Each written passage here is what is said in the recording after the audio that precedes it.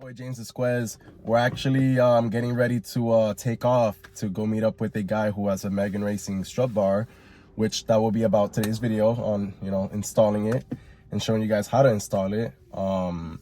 So he's actually giving me a great deal, $80, and to be honest, I can't really complain about that. That's as cheap as it can go, It should tighten up the front end a little bit when you're taking corners and stuff like that.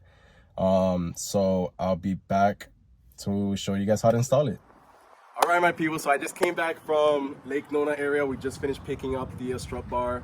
Again, it's a Megan Racing strut bar. I picked it up for, I believe, $65 and maybe like $20 in gas or less.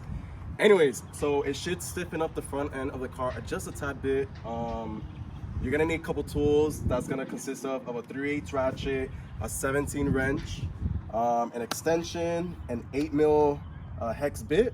You're gonna need a 5/8 cup and a 10, and I believe that should be straightforward, right? So let's get to it. Once you have your ratchet, extension, and your 5/8, by the way, I'm using a 5/8 because I don't have anything smaller than that. So technically you shouldn't be using a cup that's bigger than your bolt, but I gotta work with what I got, So it's a little loose, but it should work. All right, so come over here, and you're gonna have 3 bolts right here. I don't know why I keep saying bolts, but it's nuts. You're gonna have 3 nuts right here, and we're just gonna remove those 3. Once we have that, you do that on the same side, and once you remove the 3 nuts with the 5/8 cup, we're gonna move on to over here. There's gonna be a screw, right, and it's a 10mm. It's gonna be located right here. It's holding this cable, let's call it a sensor or whatever. Just remove it and push it over to the side so that it doesn't, block our way, and when we're working with this. I think these little spacers right here, I think it's fine to put the strut bar on top of that. Let's get to that. Also, once you guys have your strut tower mounts, you're going to kind of be careful with it because there is a ground that's right next to the strut tower. So how I found it easier to do is just wiggle it in like that. Come see. You're gonna grab it, and here's your ground, and you're just basically gonna just wiggle it in. Voila.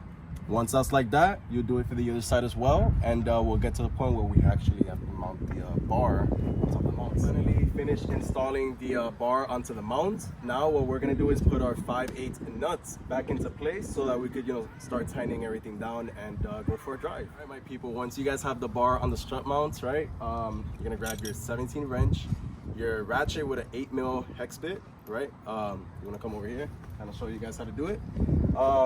Your 17 goes here, and then your ratchet, just go at it once it's nice and tight and firm.